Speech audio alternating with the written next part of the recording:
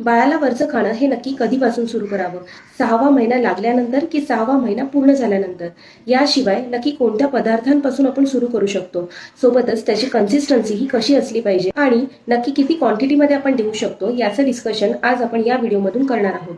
6 महिन्यानंतर बाळ हे पकडून पकडून बसू लागते. त्यामुळेच त्यांचं स्वॉलोविंग हे इझी होतं.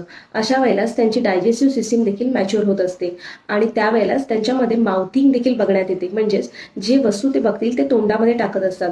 या दरम्यानच त्यांची कॅलरी रिक्वायरमेंट देखील वाढलेली असते आणि त्यामुळेच फक्त मदर्स मिल्क हे सफिशियंट नसतं आणि त्यामुळे आपल्याला 6 महिने पूर्ण झाल्यानंतर बाळाला वरचं खाणं सुरू करणं हे फार गरजेचं आहे. तर नक्की कोणत्या पदार्थांपासून आपण सुरू करू शकतो? त्यामध्ये सुरुवातीलाच तुम्ही डाळीचं पाणी किंवा भाताचं पाणी फक्त न देता डाळीची पातळ प्युरी किंवा तांदळाची पातळ खीर किंवा पेज असं करून तुम्ही त्याला देऊ शकता.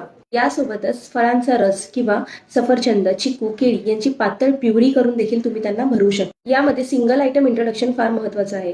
उदाहरणार्थ दिवसभरामध्ये एका दिवशी एकच फ्रूट देणं गरजेचं आहे. यामुळे त्यांचे टेस्ट डेव्हलप होण्यासाठी मदत होते. तर आता किती क्वांटिटीमध्ये द्यावं?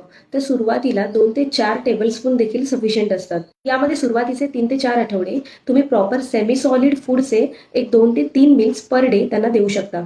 याशिवाय त्यांच्या मीलमध्ये आपण अजून कोणते कोणते पदार्थ ऍड करू शकतो, शिवाय कोणते पदार्थ हे टाळले पाहिजेत आणि यासोबतच त्यांची कन्सिस्टन्सी ही कशी थिक करत जावी प्रत्येक महिन्यानुसार, याबद्दलची जर का अधिक माहिती हवी असेल तर तुम्ही श्री चाइल्ड केअर क्लिनिकच्या YouTube चॅनलवर जाऊन नक्की बघू शकता. याची लिंक बायोमध्ये दिलेली आहे.